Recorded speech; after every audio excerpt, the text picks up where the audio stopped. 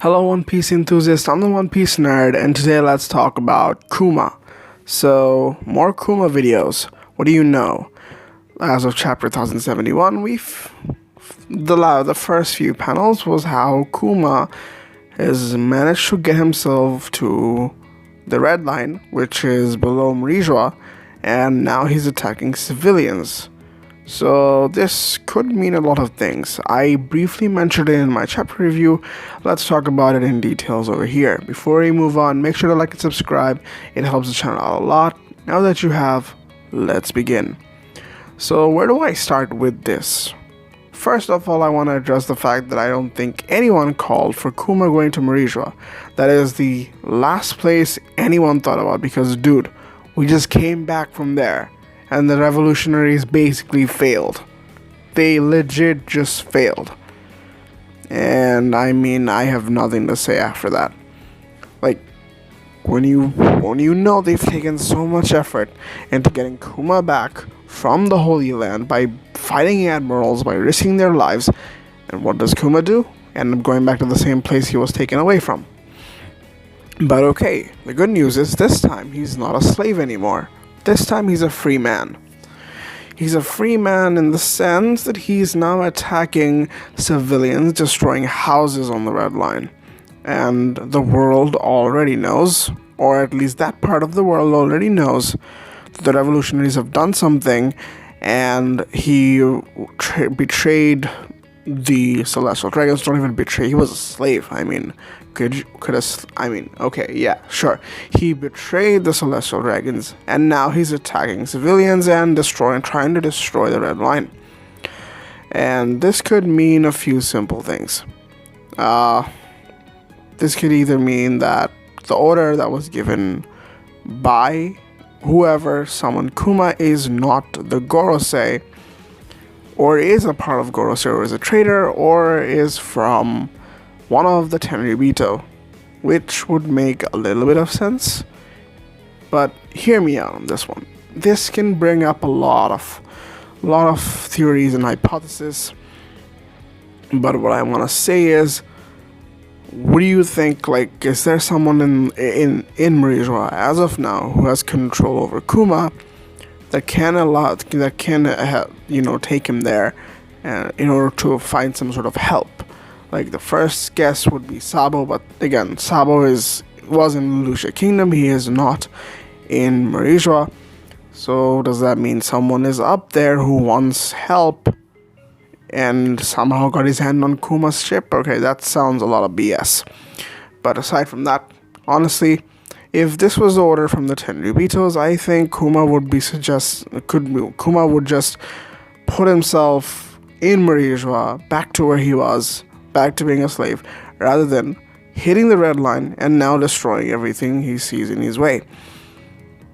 So this could also be an automatic response, which makes no sense to me, because the way he had no control of himself. He didn't know what to do. He doesn't have a memory. He doesn't remember who the revolutionaries were. He doesn't remember himself. So it's very hard to see it coming from himself. So it's definitely an order from any part of the world that leaded him to the red line. And I am talking about, and this, I also talked about this, how this entire ordeal is reminiscent of an event that happened 200 years ago, which is exactly the thing with the robot that Vegapunk had. Vegapunk said it ran on some sort of an eternal energy source which he is looking to create. Is it in Kuma as well? But can you consider Kuma a machine at this point? Would you consider him a machine, or would you consider him a cyborg? What would you consider him? Because right now, we have no idea what he's running on. But I'm sure if Vegapunk modified him, he definitely knew what the energy system was. Or he tried to replicate the energy system. This is a little messed up. Like, I simply have no direction to take it, but it is reminiscent of the fact that an event has happened before, and the history is repeating itself yet again. but this time it's definitely going to escalate. This is a plotline that could go anywhere. It could lead to Marines coming here, increasing their troubles. It could lead to the Geoise doing something about this. It could even be a part of Vegapunk's scheme. You never know what's going on in someone like Vegapunk's mind. That he wanted to test Kuma out. That's why he sent him to the Red Line to see can he actually follow orders. What kind of, is he back to being normal? I don't even know. Like, why would Vegapunk even want to do this? Definitely it was none of the revolutionaries, because they definitely had no idea how to control Kuma. It couldn't be from himself.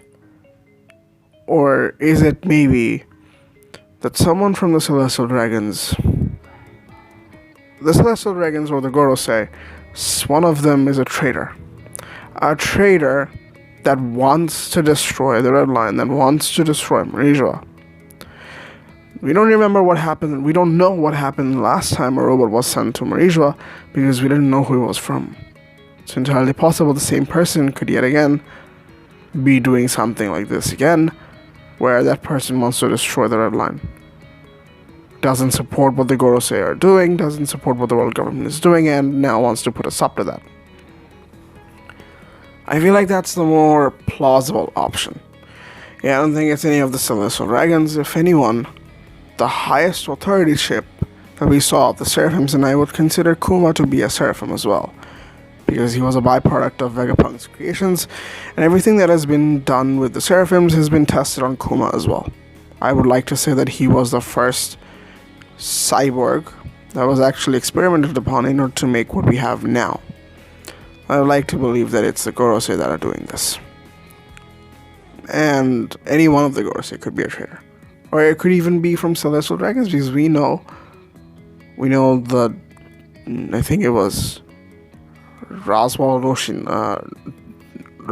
Quixote. I don't remember the name of him, but he was from the Don Quixote family that was saved from Fishman Island, that was saved by Otohime in Fishman Island. He could be doing that. Maybe it could even be Vegapunk. Lilith is, a very good candidate for this to be happening. What's the goal of this? Maybe to see how far this can go. And honestly, I don't see anyone else saving Kuma from here. There's no way I imagine the revolutionaries coming back to Merijoa to deal with him again. I mean, Dragon might try, but he's been failing all too hard. With Sabo completely missing, with everything that's been happening with Lucia Kingdom, them already declaring a war against the world government, I feel like it's almost impossible for them to come back to Merijoa to save Kuma yet again. If there is something, that is the fact that Vegapunk can do something about this. Maybe Dragon can contact Vegapunk and tell him to bring Kuma back, or to make him understand what's happening. It's entirely possible that Vegapunk himself doesn't have any idea of what's going on. So our whole ordeal is a mess. But whoever did this, whoever ordered Kuma to do it, that person is very influential. And that person could be the one good thing that is happening within the world government. All we could do is hope and see what happens. Well, this is all the conclusion I could drop to. If you guys enjoyed, make sure to like and subscribe. Have a great day, and peace.